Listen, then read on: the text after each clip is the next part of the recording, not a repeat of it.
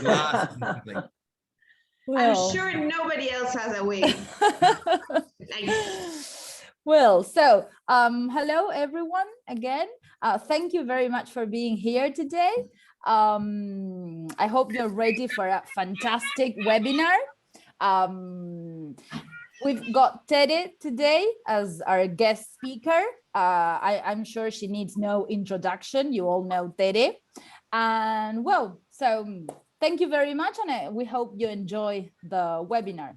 So Tere, Thank you very much. Something that I am going to ask everybody, let's mute our microphones, and whatever you need to say or to participate or whatever, you can unmute yourselves and participate, or you can also use the chat. Beto and Sophie are going to be reading the chat all the time. So whatever you need, you just let us know. So let's start.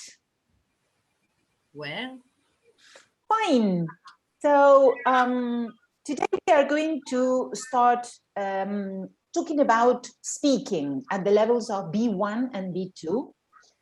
And I tried to find kind of a fancy name for the session, because I'm sure that as teachers, you have seen, I don't know how many seminars and webinars and things related to speaking at these levels. But today what we want to do is to try to put together several of the things that we have seen. And the important aspect is that following the topic presented in our last seminar, where Vero Jara talked about the importance of developing listening skills in class, today we are going to delve into the development of speaking skills. Why? Because here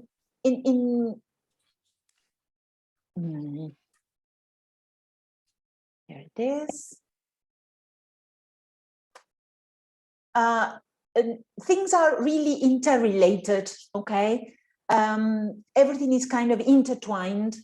We need to make a connection between speaking and listening.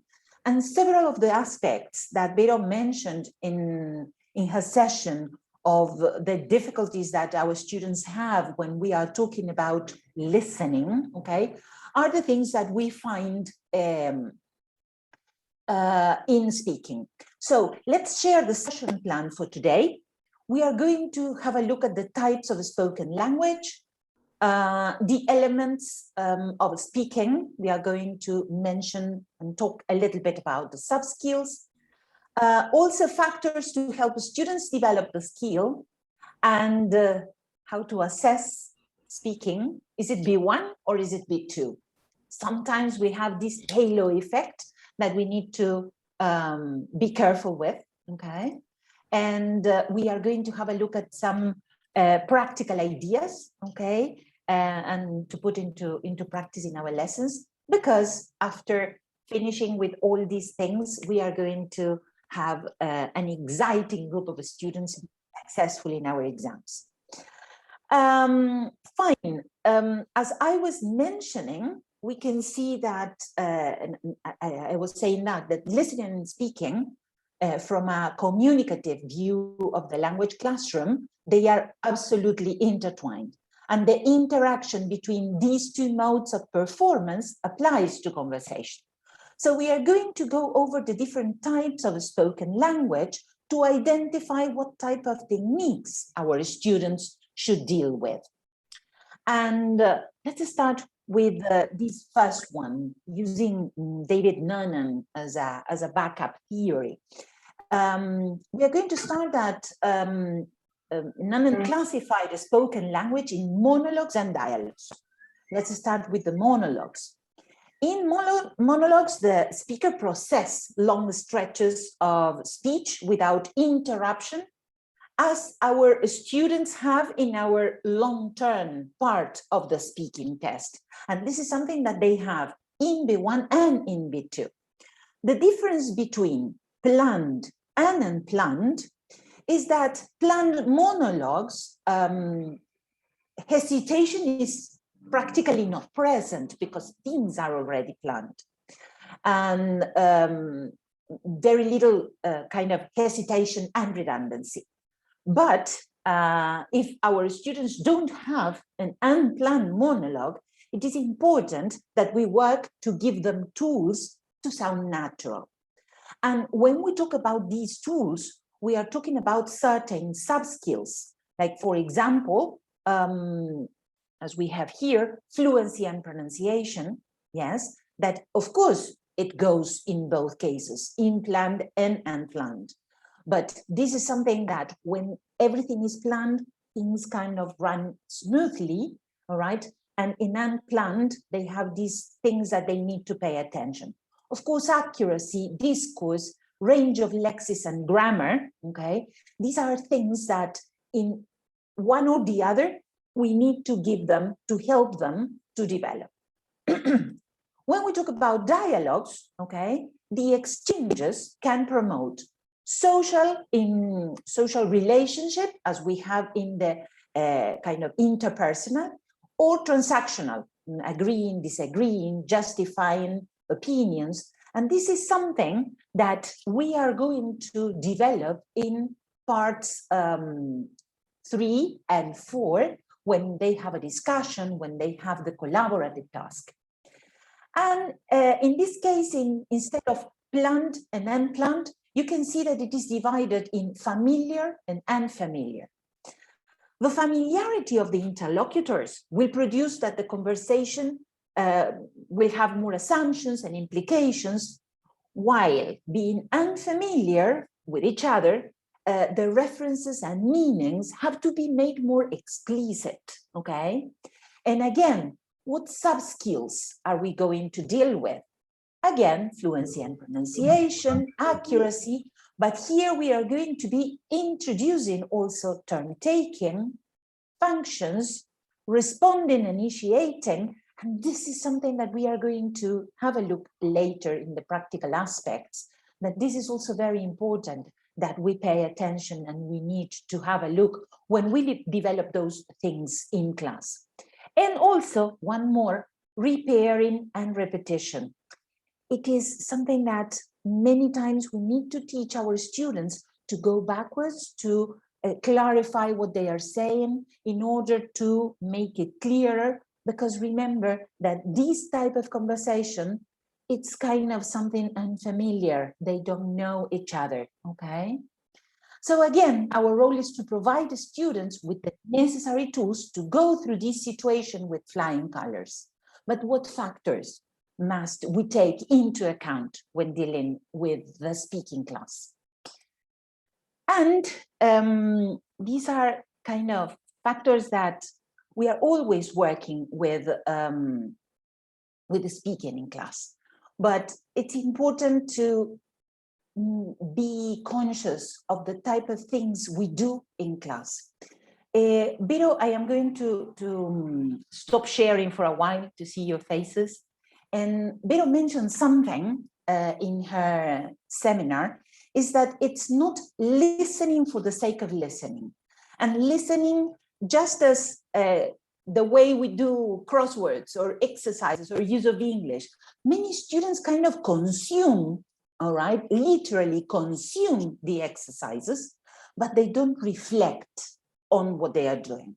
So when we are dealing with listening, we need to work on strategies. And when we are dealing with speaking, we also need to work with strategies. It's not just throwing a topic in the class and they say whatever they can. That's free speaking. And that is, yes, of course, we are going to deal with that in some moments. Free speaking in order to make them feel comfortable. But we cannot forget that we need to work on strategies.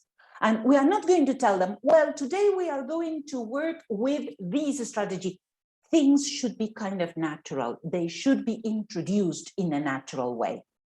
So again, what factors should we take as teachers, take into account to help students be better speaking? The first one that I want to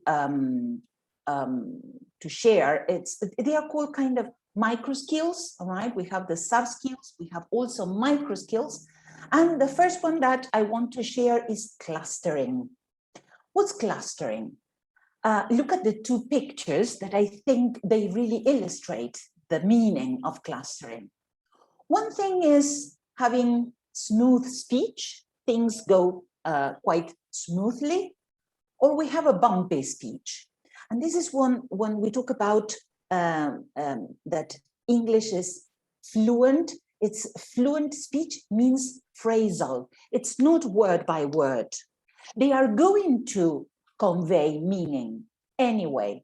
But remember that conveying meaning is not the only characteristic that we are looking for in a speaking exam.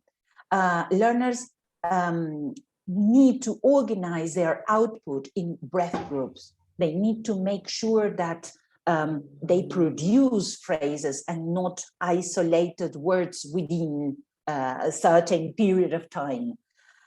This is something that we are going to achieve by working with repetition. And don't be afraid of using repetition.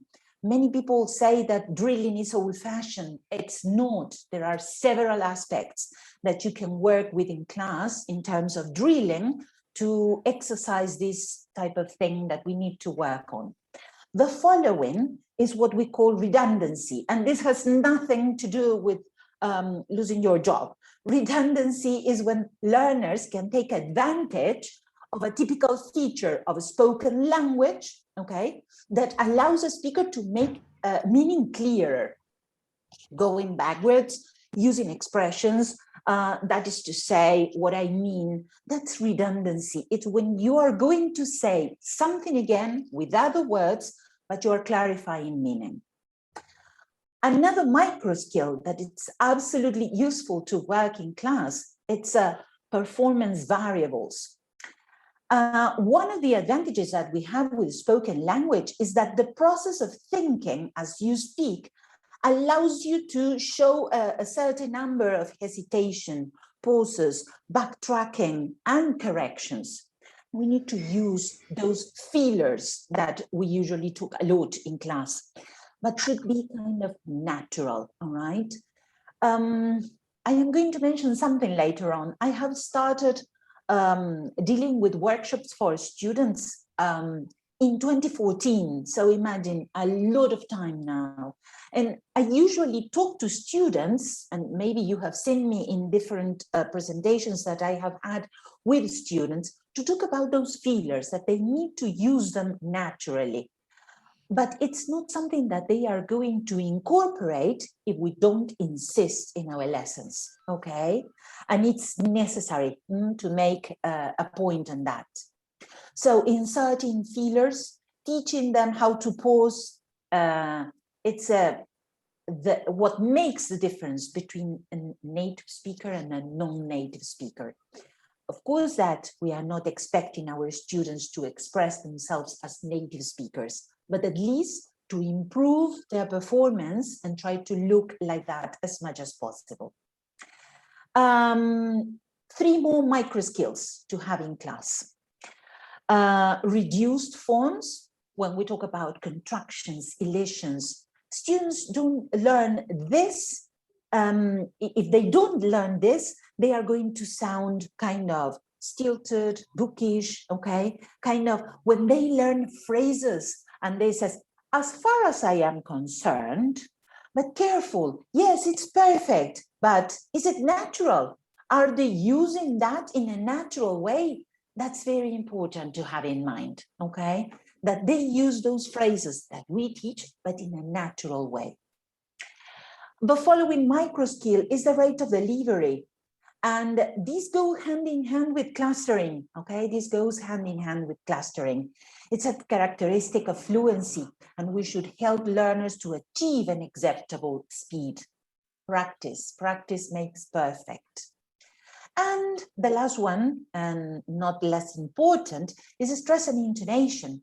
Because these 2 aspects, stress and intonation, have some kind of paralinguistic features, all right, which convey important messages. The intonation, the pauses, the stress turns into something very important when we are talking about conveying meaning. So far, so good up to now? Any comments that you would like to make up to here with these aspects that we are talking about? If no one is going to ask something, I will. Go I'm not sure I understood what clustering is, and if clustering is something that we should pursue or that we should work against. No, on the contrary, we should pursue, yes, because clustering means that we are talking in breaths, all right? It's not, what do you like doing? The sentence is perfect, but we usually say, that's it. What you like doing, all right? It's kind of clustering, it's breath. Everything is one word. Do you remember when Vero mentioned the aspect of how many words do you listen in this phrase, okay? Well, this is very important. It's exactly the same. We need to work towards that. All these micro skills I have mentioned are things that we need to have in mind when we are working in class. We are not going to use them all together. We are not going to stress them all together. But in every single lesson, we can mention different aspects. So just to see if I get it clear, they are smooth speech and clustering are complementary, micro skills. Yes. All right. Yes, that's Great. it. Okay. Thank you. We call it in that way. All right. Kind of maybe smooth speech. It's the colloquial one, and clustering would be a little bit more formal. Okay. Fine so far? Yes.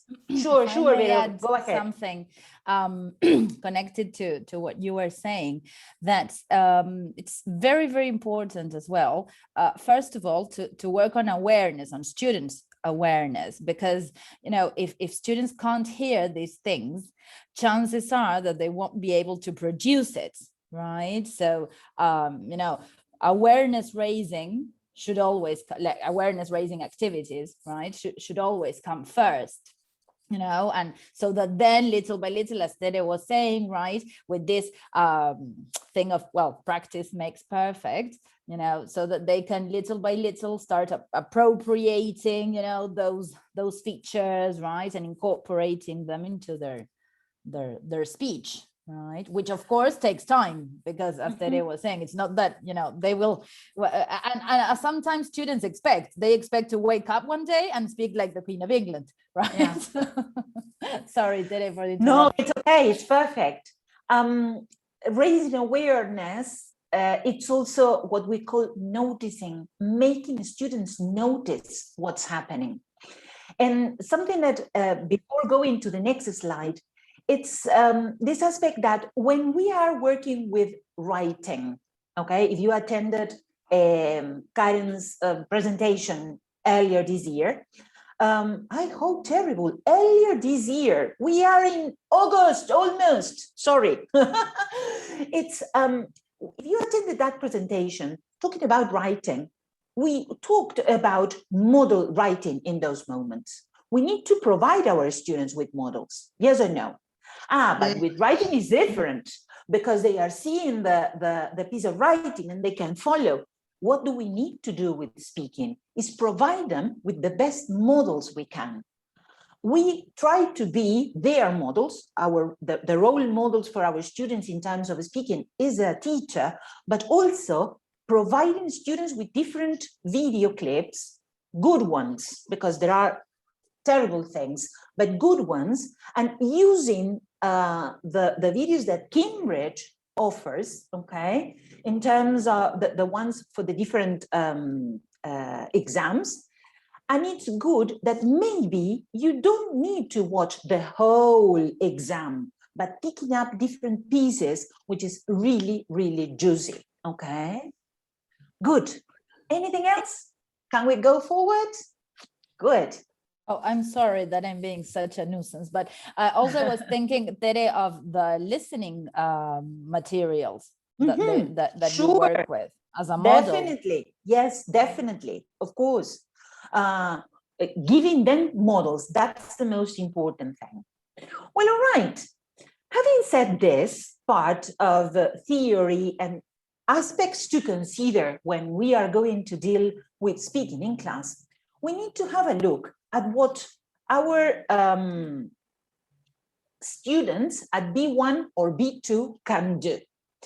I think that it's absolutely readable, okay? And there you have got the different can-do statements, things that our students at these two levels can do. And I want you to very quickly, with numbers, classify them in these four categories and in these two levels. Is that more or less clear? Yes?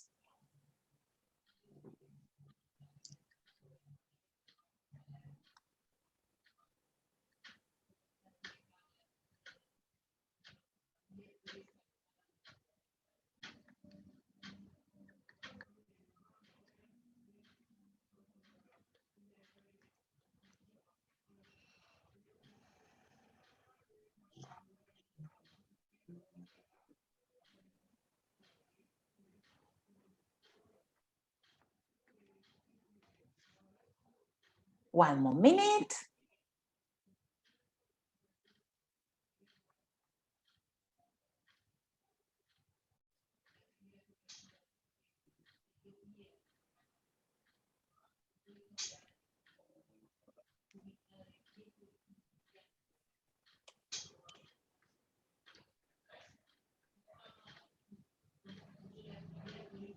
All right. Can we share? Let's see. Here we have got the categories that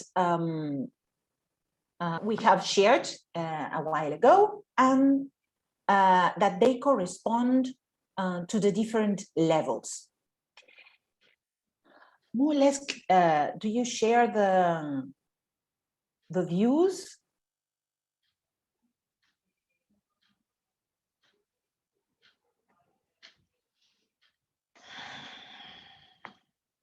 Any doubts or disagreements? Okay, right. Something that I would like to clarify is by doing this and highlighting certain aspects. Look at, for example, in the first one, in number 1, which corresponds to the overall general ability for B1. Here we are referring to express simple opinions in a limited way. While in number 6, that it's the one that corresponds to general ability, but in B2, we are changing the simple opinions and limited way to a fairly wide range. And this is very important, that when we are thinking about what our students can do, is to really understand the meaning of these slight differences, okay? Although between B1 and B2, there is one step, we know that there are a number of hours, there is a huge number of hours of training and instruction between B1 and B2. And look at the words that really make the difference between one and the other. Let's go to social and tourist. Number 5, which corresponds to B1, it says, can ask for information about accommodation and travel. But in number 2, you can, the students can ask for clarification and further information. And this is something that for me, it's really interesting. It's likely to understand the answer, because in B1, they can ask for information, but sometimes whenever they get the answer, maybe they don't understand. While in B2, they ask for clarification and it's likely to understand the answer. Let's move to the work field. And we have got that in number 4, which corresponds to B1. Sorry. It's can offer advice to clients within the job area on simple matters, while in B2 they can express own opinion and express arguments to a limited extent. Okay, In the case of B1, simple matters, but in the case of B2, to a limited extent. Why am I adding the work area? That if you are working with the For Schools version, this is something that you don't have in your handbooks, but if you have the handbook of the regular versions, this is something that it also appears, of course. And let's go to study, okay? In terms of study, number 7, the one that corresponds to B1, it says, can take part in a seminar or tutorial using simple language, okay? Something simple. While in number 8, corresponding to B2, can check that all instructions are understood and they can answer predictable or factual questions. That means that if they are asked something related to that tutorial or seminar, they are going to be able to answer with things, with information related to the topic they have just seen. You are going to tell me, yes, this is something that I usually follow, I do it, but it's so important to have a difference between, to make a difference between B1 and B2. And I don't know if this happens to you, but for me, it has been kind of a headache. Why assessing speaking is so difficult? How do you feel about assessing speaking, people? How do you feel? Fine? Can you say, yes, this student is perfect for the level? This student, no, it's not at the level. Yes? It's so difficult to assess the speaking skill because you are trying to understand the main idea that the student want to express, and at the same time you have to evaluate the use of English, the grammar statements, okay, I don't know if I am yes, exactly here. Exactly, right? Those are the aspects that's why assessing English is assessing speaking is so difficult. Listen, it's not assassinating, it's assessing, all right? Although sometimes we want to assassinate our students. But anyhow, I think that it's very important to consider that. And according to what you have... Sorry, one thing I might add is that... yes, go ahead. That's why Cambridge changed the format of examination some time ago to introduce the assessor and separate the interlocutor, you know, who evaluates the general output.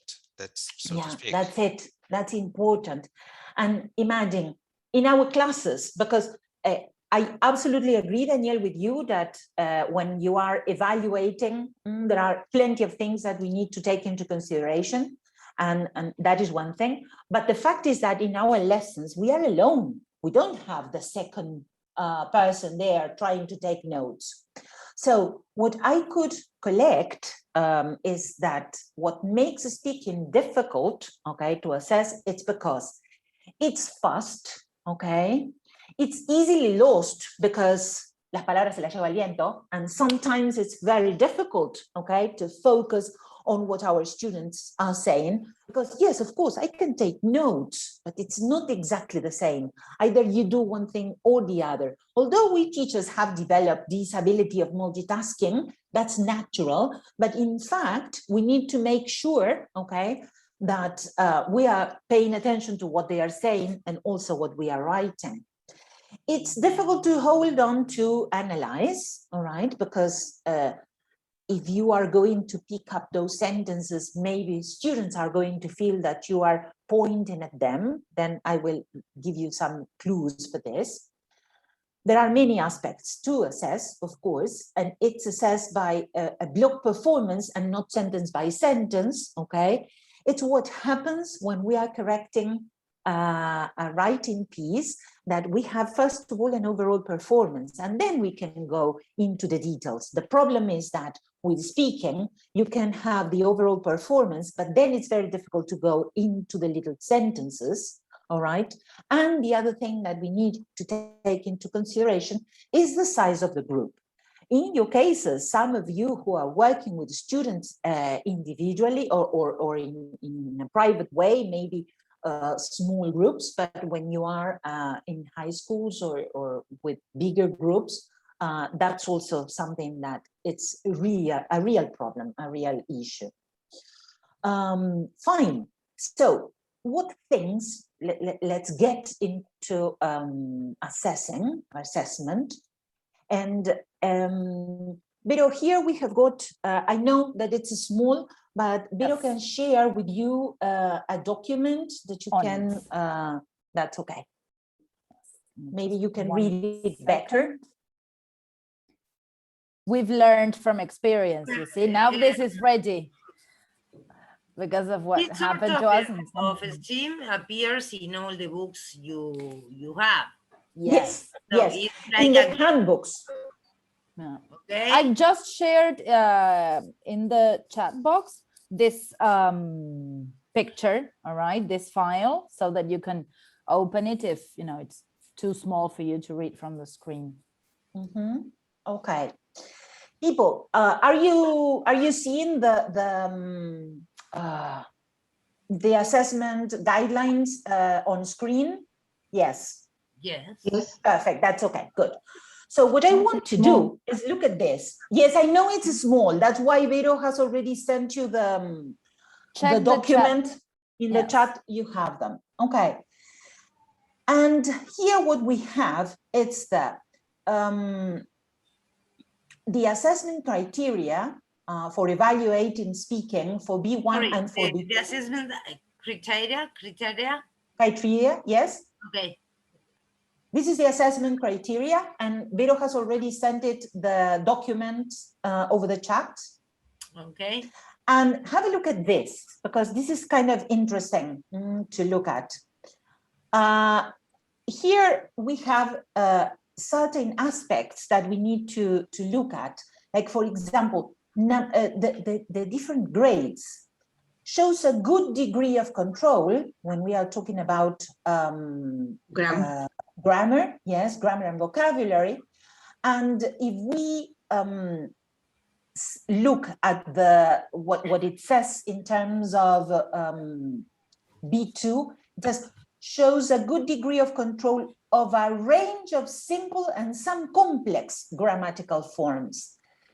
This is so important for you to have a look and to analyze, because the little things that we have from one side and the other, it's what it really helps us teacher to understand that a B1 can be very fluent, okay, but it can't provide complex grammatical forms. Or in the case of B2, they are very, I don't know, they use certain aspects of language which are more complex, but their fluency or pronunciation really affects the performance. So do try to focus a lot on this, okay? We are not going to go over every single detail, but I mean, in terms of the type of differences in when we are evaluating, that's very important. And another thing that it's going to be really useful, it's these questions, okay, that you can have handy when you are dealing with evaluation. Questions that you may ask yourself, okay, if you want to take a picture or a screenshot, anyway, as the presentation is being recorded, you will have it clear later, okay? But as you can see there, we have got certain questions for every category, which in fact, the categories are the same for both levels, okay? That these questions are going to help you reflect on the things that you need to look at. Does the speaker use simple grammatical forms with control? Attempt to use complex grammatical forms? Uses a range of appropriate vocabulary to talk about familiar topics, right? Or are the answers of an appropriate length for the task? Is there much hesitation? these questions, you can see that some of them, for example, in this case about familiar topics, maybe you can think about that it's for B1, but I can tell you that if you can have these questions around whenever you are trying to evaluate your students, you are going to feel much more comfortable in terms of trying to suggest different things. And maybe just take notes of, okay, what was good, what was not so good. What I am going to do now is to invite you. We are going to share a part of a video, okay? And what you are going to take notes, okay? It's in terms of having the questions with you, all right? If you want, again, I've just shared the screenshots thank you very in the much, chat Vero. box. Thank you. I'm an efficient secretary, as you can see. Yes, absolutely. Absolutely. So what I am going to ask you is to watch. This is a part 3 of a B2 exam. I want you to concentrate just on the first 3 categories: grammar and vocabulary, discourse management, pronunciation, and we are going to share some views in a while. Is that okay? I need to stop sharing in order to connect the sound. There we go. All right, let's see. I'd like you to compare the photographs and say how important it is to help people in these situations. All right? Yeah. I think in the first picture, it's someone helping a soccer player because he's obviously hurt. And in the second photo, the police officer is helping. I think it must be a tourist because there's a map in the photo. And I think it's really important to help people in those situations because they're both needed help. And in the first picture, the person is probably in pain because mostly when you play sports, you can get injuries. And in the second photo, I think it's also very important that the police officer is willing to help the tourist because it's just, I think police officers are there because they have to serve the people. Thank you. Maria, do you find it easy to ask for help when you have a problem? It depends what problem I have, because sometimes when you are in different places, you are shy, so you don't ask to help. Thank you. Can I have a booklet, please? Yes, of course. Thank you. Now, Maria, here are your photographs. They show people spending time in different gardens. I'd like you to compare the photographs and say what you think the people are enjoying about spending time in these gardens. Okay, I can see in the first picture a woman doing gardening maybe in his house.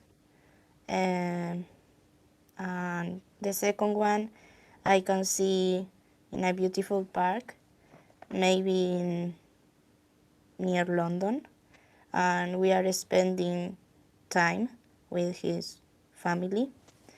And well, the first one, the girl is planting a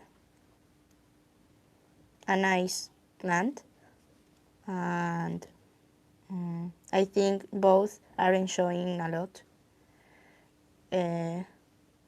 these hobbies.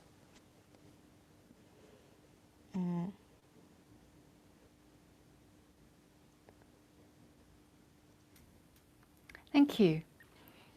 Florine, which garden would you prefer to spend time in? I think I would prefer the garden in the first picture because I think it's her own garden. And I like working in the garden with my mom and dad. So I think I would enjoy spending time in my own garden most. Yeah. Thank you. All right. Okay. Were these questions useful to focus on the different performances of the students? Did they help you to analyze certain things? Because both students were taking the first certificate exam, okay? And I don't know, what's your opinion? You can see a difference between one student and the other, okay? Yes. Well, All right. I think Sorry? that the first student speaks in a natural mood, natural way. That is possible because I believe that she thinks in English, not in Spanish, and later translate. So what I think about the other student, she's it seems that she thinks in Spanish or in another idiom and translate, and this le quita the possibility of be more fluency at the moment of speaking. And could you notice some of the micro skills we have been talking about? I think that clustering was present. I think that there are several aspects which were present that I feel these are aspects that we need to work in class. Yes. I need to, yes, Teresa, Daniel, go ahead. I'd like to say that in terms of pronunciation and the clustering you were mentioning, the second girl, who seems to be from the Rio de la Plata area, because of her smooth, and even syllabic intonation, well, she just needs that. She just needs some, some instruction on how to put their ideas together or their stretches of conversation together in order to sound more natural. That's it. Look at what Cambridge says about flooring, okay? The first one, the first girl, not the one from Rio de la Plata. The other one is Maria. Flooring says that shows a good degree of control of a range of simple and some more complex grammatical forms. And there are examples there. Flooring uses a range of appropriate vocabulary like a soccer player, hurt, in pain, get injuries, serve the people, okay? Then we have, in terms of discourse management, okay, she produced extended stretches of language with very little hesitation, all right? She speaks for a full minute when describing the picture, although her when she answers Maria's question, the question based on Maria's presentation was a little bit shorter, but her contributions are relevant, okay? Pronunciation is always intelligible, her intonation is generally appropriate, and sentence and word stress is accurately placed. Look at Maria's performance, okay? And here I have that Maria shows a good degree of control, but in simple grammatical structures. The complex thing is not present, okay? Look at the criteria, the marking criteria we shared. Look at where she can be, okay? There are also some lapses in control in terms of vocabulary and grammar, okay? A woman, maybe his house. I can see in a beautiful park, both are enjoying a lot these homes, kind of some lapses. In terms of discourse management, she's describing her own picture, okay? She produces extended language despite some hesitation. There were some kind of 10 seconds shorter than the minute she had to speak. And look at the pronunciation. Maria is intelligible. Her intonation is generally appropriate. Word stress is generally accurate. She didn't have problems of lots of mispronounced words. She has some sounds that she needs to work on, like expending instead of spending, or export instead of sports, okay? Kind of individual sounds, all right? Look at the criteria. Sorry, sorry sure. to interrupt, but also if you can go back to the previous slide for a second, but also what Danielle was saying in terms of the suprasegmental level, stress that she places, and it's written there, she places stress on almost all words in her speech. She doesn't do clustering. She, you know, it's like she speaks like this, like a robot, right? Yeah, that's true. That's true. Yeah. Well, right. So this is the what Cambridge decided for these two girls. Both of them, Maria has also passed her exam, but there's a difference, okay? Maybe Maria is very good at writing or use of English or something like that.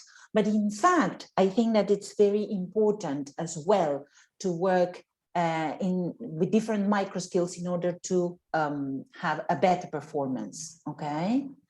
Is this aspect clear? Because I think that many times our students take the exam and you say, well, and what happens? What's the difference between this student and this student? Why the level of the results of their speaking tests it's so different? I think that these aspects really show a difference, okay? Really impose a difference. More or less clear so far? Yes? All right, good. Let's go ahead. Fine. Something that I would like to focus now is on the interaction, all right? The patterns of interaction, the interaction they have when they are talking about. Remember that what we call it the interactive communication. Sorry, the word didn't come to my mind. Interactive communication. So we are going to have just a bit of this part 3 in the exam in order to have the possibility again focus on the questions you have related to interactive communication and see if you can get those aspects that we were talking about.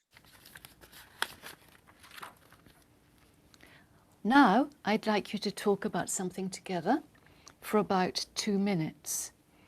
I'd like you to imagine that a town wants more tourists to visit. Here are some ideas they're thinking about and a question for you to discuss. First, you have some time to look at the task.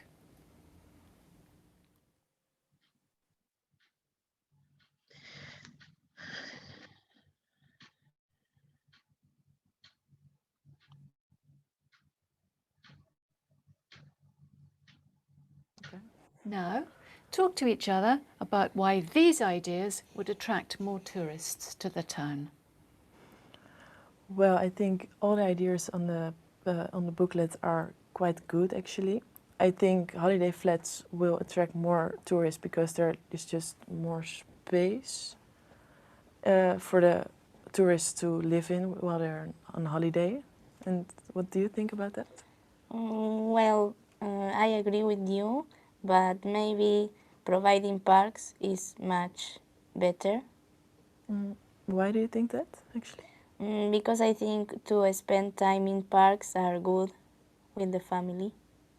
Yeah, I think you can have a lot of fun in parks, though. Just having a nice picnic with your friends or stuff. Yeah, that would be nice. But more shops, yeah, I think it would be nice because I think a lot of people, mostly women, like shopping, and I think having a lot of shops in your town would be nice for the shopaholics. Yes, or I don't know, maybe the tourists like to spend more time in parks than go shopping, no? Maybe. If you're kind of a nature person, if you like nature a lot, then parks are probably much better than a lot of shops. Yes. Putting up security cameras. Yeah, I think that's a really good idea because then the town is safe and tourists will feel safe. Yes, with the cameras are a good idea because the people are more safe than without cameras Yeah. of the people that want to steal. Yeah. No, I don't think building a large nightclub is really a good idea to attract tourists. I don't know. It depends the age of the tourist, no? Yeah, that definitely, but I don't think No. it will attract a lot of tourists because of one club. I think Yes. it's a combination of several things that attract tourists. Thank you. Now you have about Okay, good. Well, as you could, I don't know, I think that you can also see the difference between one and the other, okay? I think that the questions, did you find the questions useful, okay, when assessing, or the questions that you should ask yourself in terms of how can I assess the interactive communication, yes? Look at what Kimrich says about these two girls. In terms of Florin, it says that in terms of initiating and responding, remember that was another of the micro skills we mentioned a while ago. She initiates and responds appropriately, linking contributions to what her partner has said. She initiates a discussion in part 3. She shows that she has listened to Maria's before adding her ideas. There are some nice expressions there, like, well, I think all the ideas on the booklet are quite good. I think we can have a lot of fun. Yes, definitely, yes. And in terms of development, Florin maintains and develops the interaction, all right? What do you think? Why do you think that? She also negotiates towards an outcome, okay? Look at what happens with Maria. We have that Maria initiates and responds appropriately, listen to Florin's ideas and responding with her own. Well, I agree with you, but maybe providing parks is much better, okay? She also responds to her contributions. Maria's additions to Florin's response to the question about the advantage of living in a place where there are a lot of tourists is appropriate. She begins with no, but actually she means she agrees, okay? And sharing what Cambridge allotted, we have that it's a 5 for Florin and Maria is a 4. Something that it's very important I would like to highlight is that maybe Maria is a very good B1, okay? I'm sorry, I have a question. I'm sorry to interrupt. I'm so sorry. I'm Lara. Oh, Lara. Hello, everybody. I was thinking about discourse management here.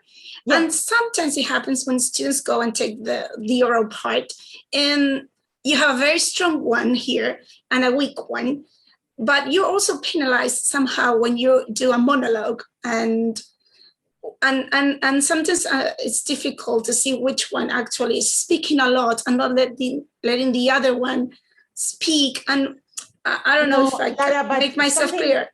Something it's very important to have in mind is that you are not going to penalize a student for talking, all right? The problem is that the other student, it's kind of doesn't participate that much, right? Because it's kind of, that student, in this case, Maria, should have developed certain kind of a strategy to interrupt what Florin was saying, all right? But you are not going to penalize the poor Florin because she was trying to do her best, okay? Okay, yeah. That's very important to have in mind, okay? All right, thank you.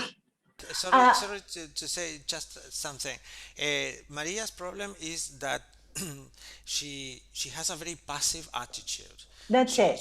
She needs to be coached on how to actively take part and be a little bit more proactive. But this is very important. Yes, micro skills, again, the ones that we've been mentioning. Something that is very important is that Maria is not going to fail her speaking exam, but she's not that good. And that's why sometimes you are going to think, oh, why did my student got a C? Because certain micro skills that maybe are not making a very good performance, okay? I'm running out of time, but I have some more things to show and I don't want to keep them for myself. thinking about what makes speaking difficult for students, and I guess that some of your you can identify some of your students, all right? The teacher says speaking and they run away. And I think that something that if we put together the different things that maybe students say, what makes speaking difficult, they are going to find lack of ideas, lack of vocabulary, okay, pronunciation and fluency. And as I was saying, I started in 2014 dealing with these workshops for students to develop their skills. And these were the 4 things they said, okay? We collected information and these were the 4 things they mentioned, okay? And the one that they practically insist a lot, they are too worried about pronunciation, okay? And sometimes this happens, all right? All right, so working on pronunciation is also a must. We need to work a lot on this. And I have some activities, because something that I promised in my session at the beginning in the plan was to suggest how. Can I make a comment? Sure. I wanted to make a little comment. I tell my students from day one, when they start the first day of class, that one homework they have forever until the last day of class is every single day when they see a picture on the street, when they're traveling on the bus or in the car or walking, they have to start thinking about vocabulary. Okay. And so by the time we sit down to do speaking, they have the vocabulary available, because what they're very about is not coming up with the words they need, right? So, you know, they see, I don't know, Cavani in a commercial of, I don't know, deodorant, and they have to think, right? Sport, football, Cavani is Uruguayan, I don't know. And, you know, we make fun with that. And once in a while we do it at class. And I think they really enjoy doing that. They have fun with it. That's good. Thank you for adding that. Perfect. With everybody. Well, all right. So working with pictures, it's something that we are always looking for. All right. And what type of pictures? All right. And instead of just telling them, describe the picture, ask them, okay, work with cropped images, speculate about the rest of the picture. Could you imagine that this picture had to do something to this? It's a way of asking students to speculate and work in a different way. They are fed up of describing the environment or comparing the environment.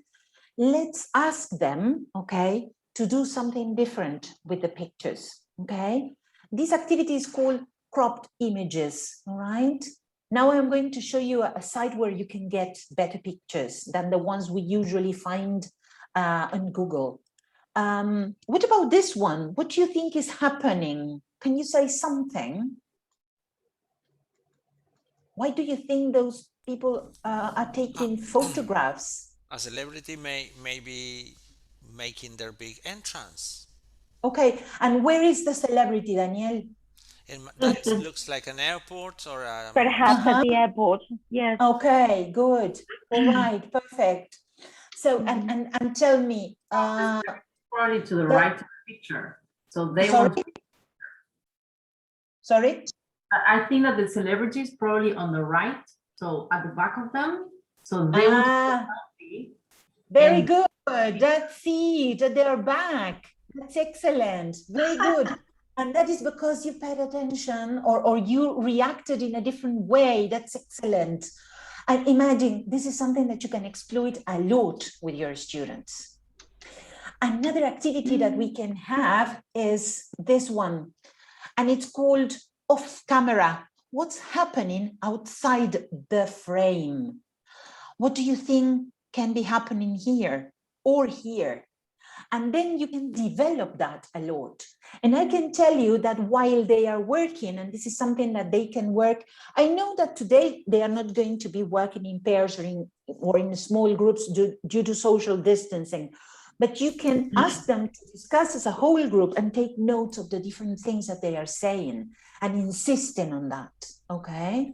But not just grammar, not just grammar. Let's try to take the focus on grammar, because in general terms, we teachers start thinking of, oh, that mistake that student is making in terms of simple present or present perfect, that is important, but it's one more part of what we need to focus on. I want to share this site with you that it's called Once Upon a Picture, okay? And as you can see, it has, well, it says images to inspire. And there is one where you click on the collection, that the collection is called the Thinking Collection. You can't imagine how beautiful images you can have there. It's for free, you don't have to pay, okay? So do have a look at the site, try to investigate a little bit, browse, and this is something that it's also interesting. How to help students to not to forget every single bit of the picture they have to describe. This is great for B1, okay? Again, if you want, you can take a picture of, or a screenshot. Remember that you will be receiving the materials and the presentation, okay? But I think that it's great if you can have a card like this in your classroom to help them remember the different aspects that they need to mention, okay? I have another site to share, which is this one, all right? And I want to see if I can make it work, okay? Just a second. What did I do here? All right, let's see. No.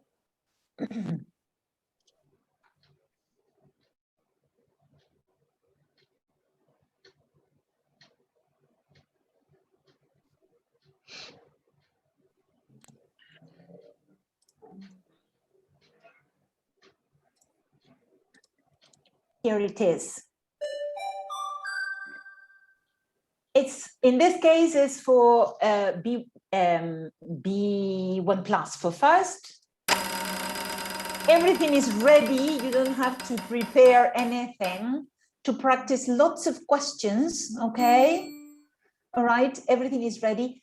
And you have also opened the box, okay, with some questions. They choose a box and you have questions to answer, all right? You also have random cards. Okay, I want to deal. There you have got a question. And if you don't like it and you want to shuffle, okay? And questions are ready. Okay. And the good thing is that here you have got several games absolutely ready to play and ready to use, all right, with your students. And if you don't want to use a computer because you have been fed up of using the computer for such a long time, you can use the material just to show, and the idea is to do some speaking, all right? It's not something that you need to use a computer permanently, okay? Right, let's go ahead. I think it's, here it is, sorry. Fine, so I showed you these two sources, okay? This one and the one of the wheel. I don't know if you have tried Speak and Improve, okay? Have you tried Speak and Improve? I did not like it very much. No, really? No, not really. I think it's something that students should use on their own, okay? It's going to help a lot because they have to, they want to get the level they have, okay? And they need to work. And you have the possibility of, yeah. In my case, I used Write and Improve. Write and Improve is excellent. It's of really course worth it is. using. And yes. I think, yes, and do try this one, Speak and Improve. It also works. It also works. I haven't seen it. First time I see it. Okay, good. Sorry, something that I would like to say, because maybe I think, Ivana, where you come from with that comment.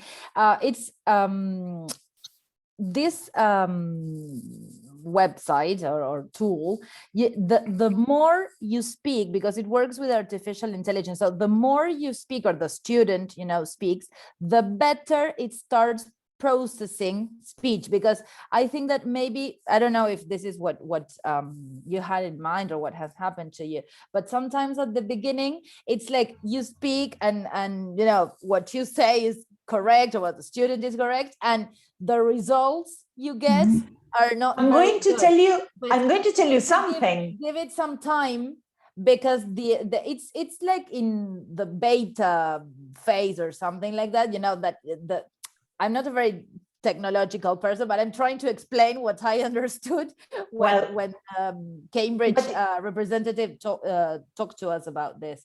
So yesterday, it needs more input. Yesterday, I was dealing with this with a group of students, and we were sharing this activity with them. It was via Zoom. And I said, well, I am going to try myself to show you, okay? I answered the first 8 questions, and my result was 8-2. And the students looked at me, what? Well, and I explained this thing. We kept on practicing, we kept on answering questions until they got their real level. So I can say that, first of all, it's absolutely good, okay, in terms that they can listen to themselves again, because it is recorded, okay, and they have the possibility of keep practicing in order to raise the level. So it has a purpose, and it serves a purpose. It makes perfect, yeah. Sorry that I am kind of really behind with time. Sorry to kept you here. I don't know if you have any questions. I don't know if you found that the micro skills we talked about were kind of useful in terms of, yes, these questions are going to help me try to develop better understanding on how to assess my students. Any questions about that?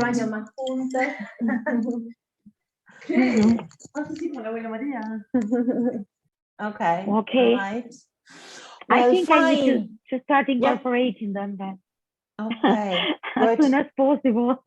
No, not all of them. Okay. I All haven't right. been using all of them. But I mean, the important thing is to try to see clearly, okay, where we are going, okay, whenever we are dealing with speaking in class. Not something random. It's not free speaking. We need to focus on these different things that we have talked about, okay? Thank well, you so from much. my side, I would like to say Really very useful. thank you very much. Okay. Thank you. I hope you find everything We useful. appreciate it. Yes. There is my email. If you need to ask any type of questions, do feel free to do it. It will be a pleasure to answer your emails. Yeah. Thank you. Well, I say thanks so much. Thanks for sharing. We can count on you, right? Thank you so much. Thank you very much. Everyone for attending, and Thank you. It was wonderful. Very Thank you, Rose. helpful. Before you leave, could we take a picture, everybody, all together? Sure. Maybe Tere, if you can stop sharing your screen. Sure. Thank you. So I have three screens. So I'm going to ask you to smile, and say cheese 3 times, because you will appear in the picture at least once. Okay. Okay. Well, so get ready for the first cheese. Say cheese. Cheese. Now the second cheese. Say cheese. Got my glasses just in case. You just keep on saying cheese just in case. Just, Okay, just, the third one. Well, thank you very much, everyone. Thank you very much. Next week, you will receive the link to the recording, right? Then it will be uploaded into our YouTube channel. And you'll receive also a link to a short survey that if you could, complete it, it would help us a lot. to shape future webinars. And well, thank you very much, and see you in the next webinar in August. Lovely. Very See you. much. Thank you, everybody. Thank you very much. Bye. Goodbye. Been a pleasure. Bye. Bye, everyone.